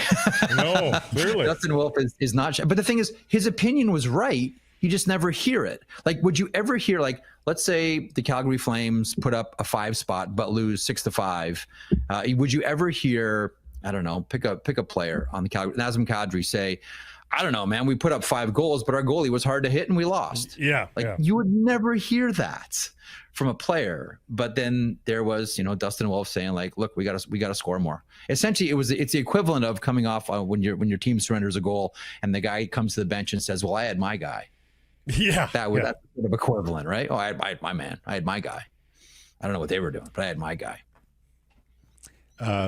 Jeff's on the clock this week because he has little ones to tend to, tournament hallway season. Hockey, mini sticks, and of course no happy hour. It's That's right. That's right. It's in the code so that totally stops it. That's what I found. That sheet of paper completely ends it.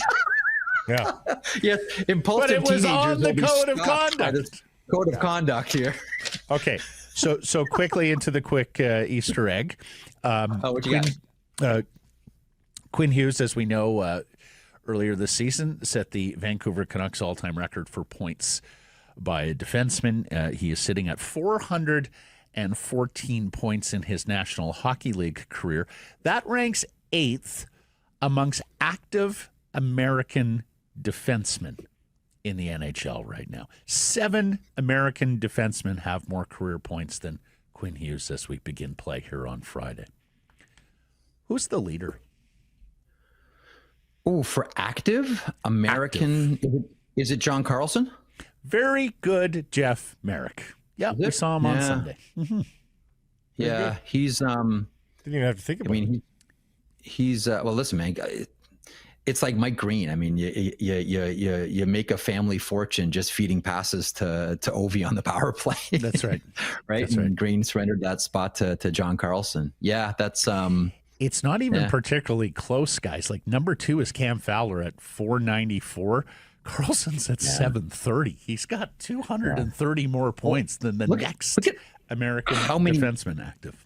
How many years he played and anchored that Washington Capitals power play, right? And then it wasn't just. I mean, we all focus on Ovechkin in the one-timer spot, but TJ Oshie in the bumper spot too. Like there were a lot of weapons, and Nick Backstrom, who's still like one of the most underrated centers in this era. Like that was, when you think about what a frightening power play. Yep, the Washington Capitals had, and Carlson controlled it all from up top. That Matt, that doesn't surprise me at all. That Carlson's a number 1. But did you see those Predators and Canucks power plays yesterday, Jeff? There's an old saying, sometimes you paint a Picasso and sometimes you paint a barn. And that was painting a barn. Yes, indeed. It sure was.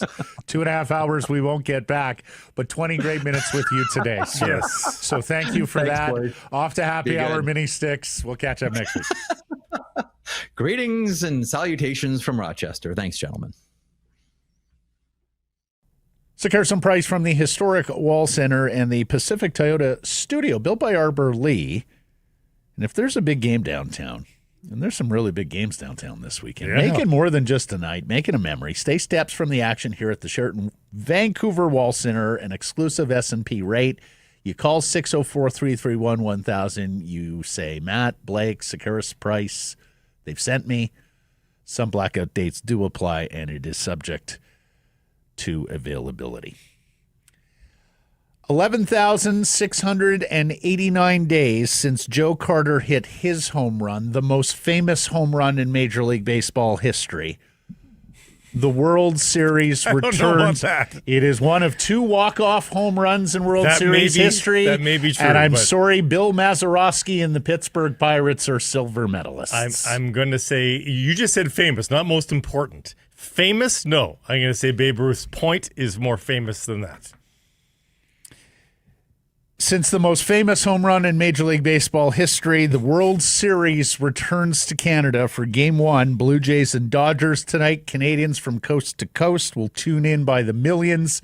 And a Canadian, a Vancouver Canadian, will take the mound for Canada's team. Trey Savage began this season pitching at a Class A ballpark in Jupiter, Florida, in the Florida State League. The announced attendance that night was 327.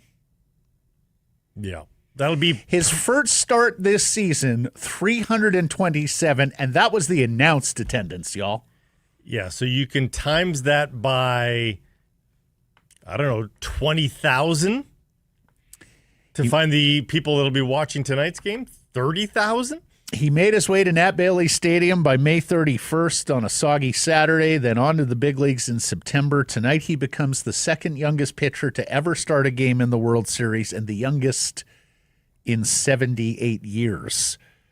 He's one of 5 Blue Jays who made their way through the club's Class A, High Class A affiliate here in Vancouver alongside Addison Barger, Davis Schneider, Mason Fluharty, and of course the skipper, John Schneider. The Jays make 2 roster changes for the World Series as infielder Bo Bichette returns from a knee injury that has kept him out since September 6th. And they add pinch hitter first baseman Ty France and take off relief pitcher Yariel Rodriguez. Bichette looked awfully ginger running the bases yesterday. Oh, gosh. He looked like a freshly born deer or giraffe, We have the video here, Mike. Courtesy of Joe Warmington, Toronto Sun. Look at, for those of you on visual platform, look at that left leg and just how... Looks like he's stepping on Lego. Yeah. Oh, God. John Schneider said he could see him playing shortstop, second base, or DHing in the series, and that usual DH George Springer, the 2017 World Series MVP with the Houston Astros, is ready to play left field if needed, although he'd prefer not to take him out of his comfort zone. So there might be a clue there, Blake. It might be if Bichette can't hold down second base, we're just going to use him as a pinch hitter. We're going to keep Lucas in left field. We're going to keep George DHing. Me reading into it, but yeah, I think that's a real possibility here. Or do you pinch hit him only in the first couple of games? Like, is he days away from feeling better, or is he weeks away from feeling better? Yeah, I mean, based on what you saw there yesterday. Yeah, it looks like weeks. Of course, on second base too, he's got to turn the double play on and turn on that bad left knee. Rodriguez struggled mightily in the American League Championship Series, so the Jays going to 12 pitchers here means, well, I think Ty France was added as extra cover in case Bichette just can't go at some point during the World Series, make it through 7 games.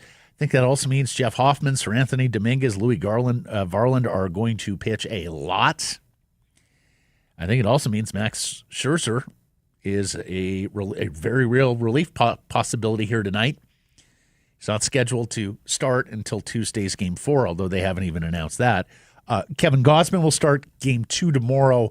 We know this because he threw a regular side session yesterday, and he said, I knew pitching in Game 7 meant I wasn't going to be able to start the opener, and I had a little bit of trouble with that, but hey, whatever the team needs. Expecting Shane Bieber in Game 3. Dodgers counter with Blake Snell tonight. Yamamoto tomorrow. I mean, if the Jays are going to win, this series is going 6 or 7. That's the path to a Jays victory for me. So Gausman's still going to get his 2 starts. I would think so. Yamamoto, the one Japanese star on the Dodgers who did not spurn the Jays in free agency, but Shohei Ohtani, who will be the first batter up tonight. I saw something yesterday, and it had not occurred to me, but Blake, do you remember when a big football game would kick off or a big hockey game would drop the puck first pitch at a huge baseball game and you'd get the thousands of flashes in the crowd? The phones don't need the flash anymore. No. You don't have that absolute blitz of light bulb flashes from the camera phones anymore.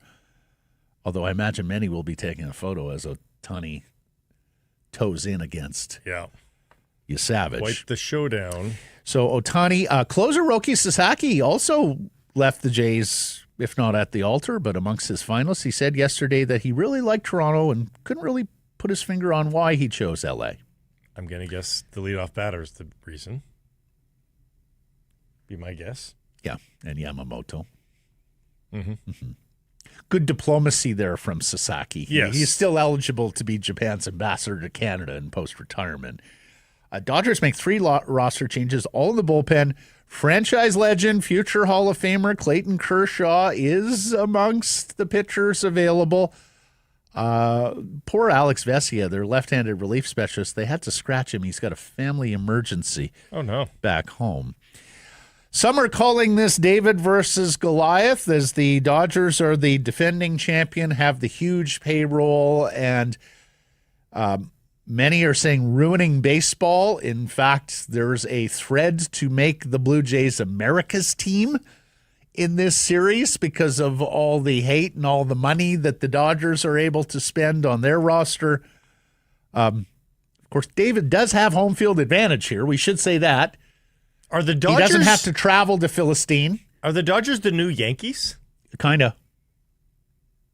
You know, like that's the kind of criticism the Yankees used to have. Uh-huh. And now it's the Dodgers. Yeah. Or as Ernie Clement, Blue Jays infielder, deadpanned yesterday, David won, right? Yeah. David won. This will be the 5th World Series matchup of all time where one team swept its league championship series, and Milwaukee was not close. No. And the other team had to go the full distance. The team that won in 7 games went on to win the World Series in each of the previous instances. They're 4-0. Rust versus rest, right? Yeah. Now, Major League Commissioner Rob Manfred was on the Blair and Barker show in Toronto yesterday and was asked specifically about expansion to Vancouver. I was really surprised that my old friend and colleague Jeff Blair, who used to cover the Montreal Expos, asked specifically the Vancouver question. Given the Expos doc that dropped this week, we talked about it yesterday. Manfred mentioned interest in our city, as he always does, folks. But this was the important part. He noted that he was actually traveling in Western Canada this summer, that he noticed all the Blue Jays gear, and that he was also fully aware of how well the Mariners do for that yearly series when the Blue Jays come to town and tens of thousands of Canadians come and watch them. And that's your answer, Blake. It was a long, rambling, safe answer. Yeah. And it's the kind of answer that a commissioner that knows that he'll never expand to that city would give, flattering, but not to the point of any sort of level of commitment about it, as there shouldn't be. I don't think it would work here. We don't have the stadium. It's not a thing. Well, there's no owner, there's no stadium, there's no grassroots movement to get a team. No, I think people are... Those are sort of the 3 things that you need. And none of that exists here. I mean, at least Montreal has a grassroots movement. At least they have a temporary stadium. But that's the first time, Blake, that I've heard him talk about Vancouver in the context of all the Blue Jays and Mariners support. And to me, that was the telltale sign, because he knows expanding to Vancouver takes away from the support they already have for 2 franchises here. Yeah, it's a good... They love the fact that the Blue Jays have a market of 40 million from coast to coast. They love the fact that the Mariners are able to expand their footprint north and south, bringing in baseball fans in British Columbia and fans all the way down to Portland. So it just doesn't make sense. Speaking of Seattle, M's met the media yesterday for their year-end availability. President Jerry DiPoto and his deputy got emotional, talking about how much the season meant to baseball fans in the city and falling short. DiPoto had to stop and answer. He uttered the word disappointment and then sort of paused, welled up, and then creaked out another disappointment. It was echoing and matching the raw emotion we saw from Cal Raleigh after Game 7 Monday. Actually, for a guy who has been a piñata in that market for many, many years, as ownership hasn't really wanted to spend, it was very endearing, frankly. I don't think Jerry DiPoto has ever been more popular than he was yesterday in Seattle, because he connected with the fans in an authentic way. You remember at the end of last year, our goal here is to win, was 54% of our games. It was very condescending. People were ready to run him out of town. but he did exceptional work this year on top of the great work the Mariners have done with their farm system over the years, especially the pitchers. It was a crushing defeat for them, it was. For the franchise, for the city. You saw Julio Rodriguez sitting in the dugout after the game ended, just staring at the field as the Jays celebrated, and then he was the guy screaming in the shower during the Brian Wu interview. It was raw for the Mariners. They really thought they were over the hump. Yeah. They thought they'd finally reach the mountaintop. And honestly, Blake, and we mentioned this briefly on Tuesday, we said we wanted Blue Jays Mariners in the ALCS, that was our holy grail. Mm-hmm. Minutes, if not seconds after the game ended on Monday, I found myself feeling a lot of sadness for Mariners fans. Yeah. And felt like, you know what, I would enjoy this more as a Blue Jays fan if it had been against someone other than Seattle. I have no quarrel with and it can't happen because they're both AL teams, or if it was a World Series, where at least the Mariners would have accomplished something they'd never accomplished before, and that is getting to the big dance. Not to be. Mariners payroll expected to start where it ended this year, so around $165 million. That was after they traded for Josh Naylor and Eugenio Suarez. Dipoto said bringing Naylor back is his offseason priority. He'll have about $30 million to spend this offseason. A lot of it will go to Josh Naylor if they're able to re-sign him. We mentioned it the other day, but Jorge Polanco as a team option or as player option. I suspect he will decline that because he's in line for a multi-year deal. So I think you're going to have to either spend on Polanco or hope that Cole Young and one of your young players is ready to play second base. Lions into Regina tomorrow, where a win gets them second place in the West, and a home playoff game next Saturday at BC Place in the West Division semifinal. Christian Covington, Vancouver College guy, offensive lineman Chris Slugger out for this game. Defensive tackle Jonah Tavai, DB Gary Peters listed as questionable. Peters has been questionable all year long. He'll play. He'll play. His nickname is Day 3 Gary. Yeah. Because he shows up on day 3 of training for the week. Yeah. Well, it's funny because after their first game, I saw he was listed as questionable for the first couple of practices. So I texted Matt Baker and I said, Matt, is this going to be a veteran maintenance thing all year long where he's forever listed as questionable? And he goes, I don't know. I'm still learning Buck, but sure enough, that's the case. Why isn't TJ Lee 3-day TJ? That would work too. Remember Belichick used to have Brady on every single injury report, probable, questionable. And Kenny Mayne did that fantastic humor piece where he went to Patriots practice on like the 47th straight week that Brady was questionable and said, Coach, I noticed Brady is questionable. Do you think he'll play Sunday? Left tackle Jarrell Broxton was limited at practice, but he will start. Slot back Justin McInnes practiced fully yesterday, so he's good to go. We mentioned earlier this week that the Riders rested some players last week versus Winnipeg and wouldn't play all their starters the entire game this week, having wrapped up first place. So there you can see it. Those of you watching on visual platforms, it is an extended injury report from the Riders. 4 players are listed as load management available, including star running back A.J. Ouellette, wide receiver Sam Emelis, former Lion offensive lineman Jamarcus Yoshi Hardrick, and defensive tackle Micah Johnson. They listed 5 other players, including star linebacker Jameer Thurman and 2 other defensive starters, as available but with injury designations. So I think you're looking at those 9 players in terms of guys who are going to play some, but probably aren't going to play every single snap. It's why the Lions are favored by a touchdown. That's right. The Lions will know their stakes at kickoff as both Calgary and Winnipeg games will be concluded by tomorrow night. BC rooting for Edmonton tonight in the Battle of Alberta, as they would also host the Western Semi next Saturday if both the Stampeders and Blue Bombers lose this weekend. And speaking of those Grey Cup playoff games, the CFL has moved up the kickoff times lest there be a conflict with Game 7 of the World Series. Oh, wow.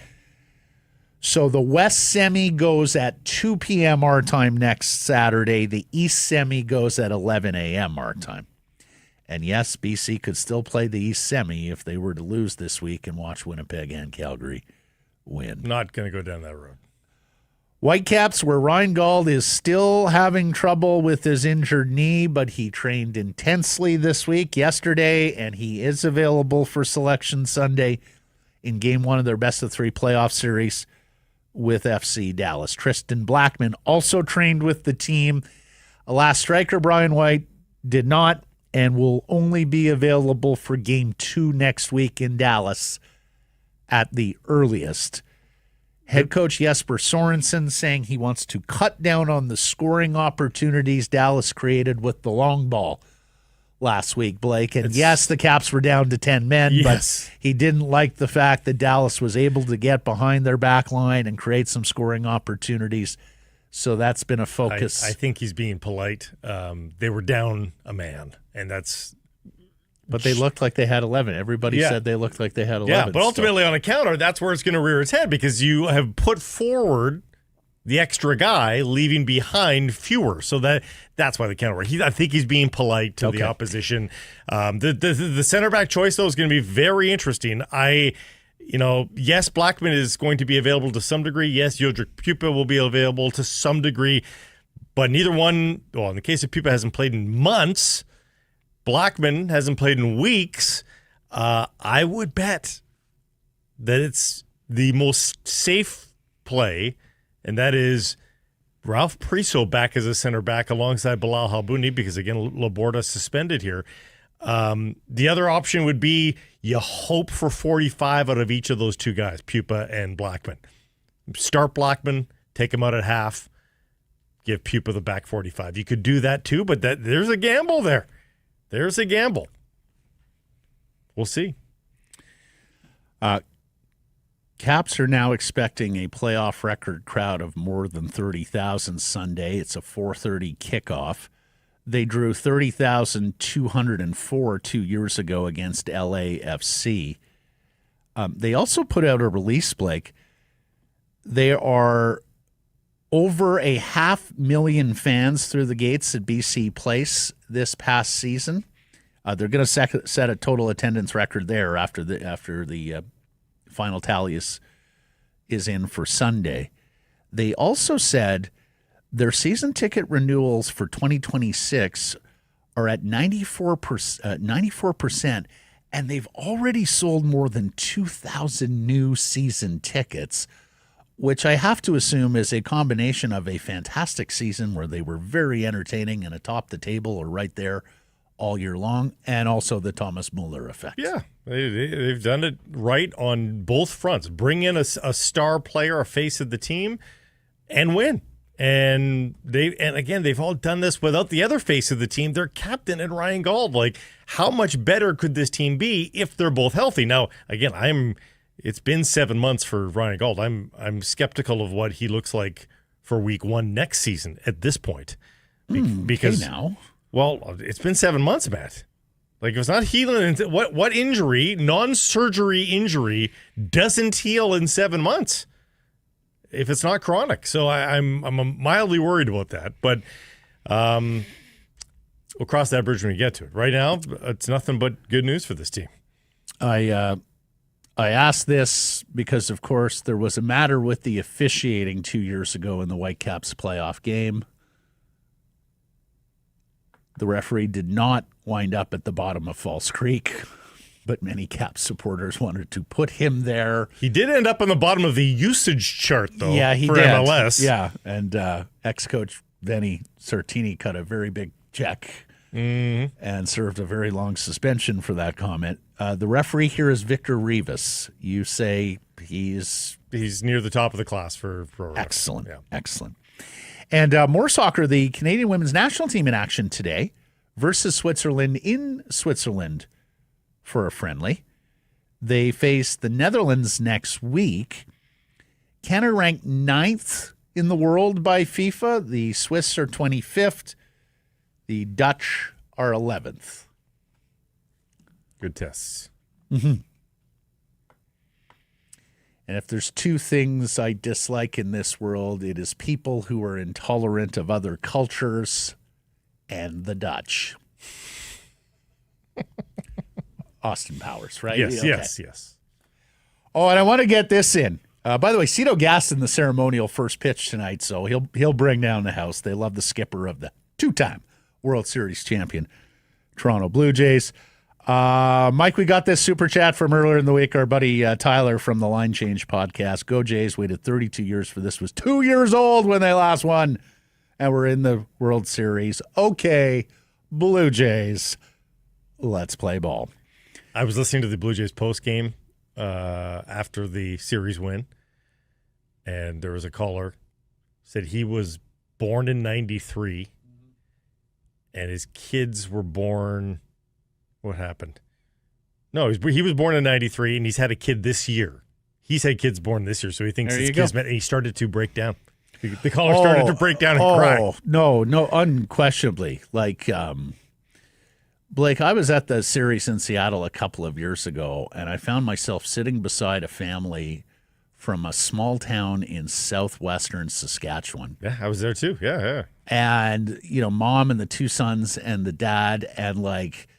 Mom was nearly in tears watching her boys get the first opportunity to watch their Blue Jays live. Like the little one was just, the wonderment was written all over his face. Like they spend a lot of nights in the spring and summer in their home watching these games. So no, it will be waterworks for a lot of people if the Blue Jays are able to pull this off against the mighty Dodgers.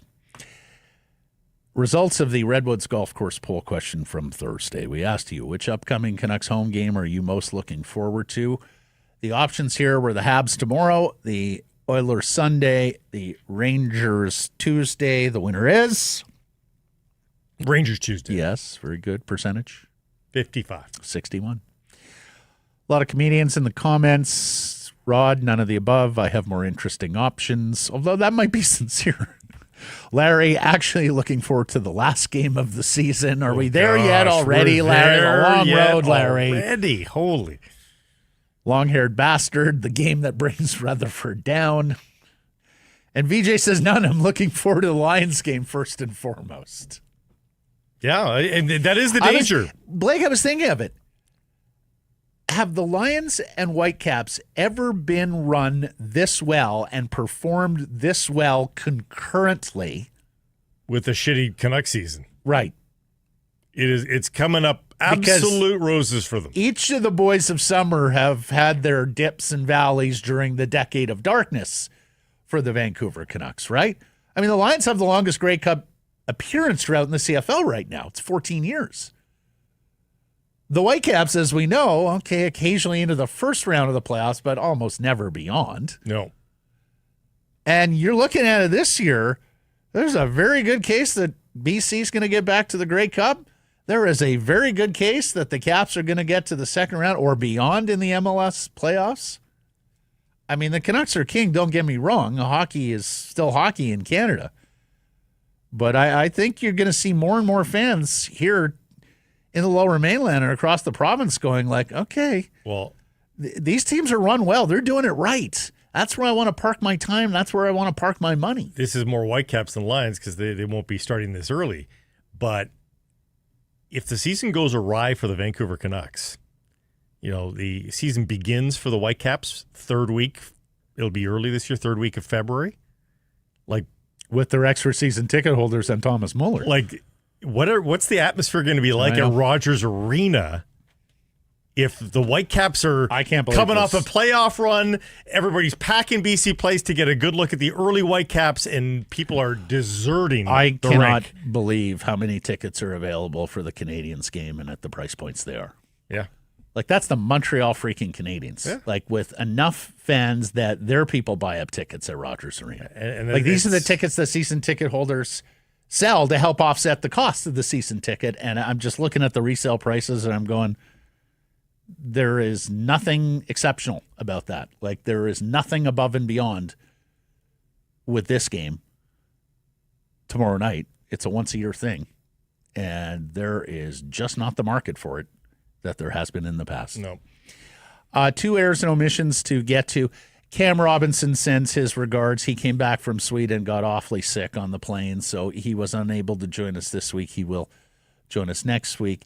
And I was a little confused of whether it was a sign or a trade for Canadian Nikhil Alexander-Walker from Minnesota to Atlanta. It turns out it was both. Timberwolves weren't going to be able to afford him, signed him to a 4-year, $62 million deal, and then traded him to the Atlanta Hawks. Mm-hmm. Anything to self-report? No. Anything from Yerke? Nothing. Thank you for joining us, everybody. Appreciate you spending some time connecting with the program. Please do subscribe to all our assorted channels. YouTube and wherever you get your podcast, costs you nothing. Follow on social. That's X, Insta, Facebook, TikTok, YouTube, Blue Sky, live on many of those platforms, noon Pacific time weekdays. And, of course, support the community sponsors you hear us talking about. Keep it local. Go Jays.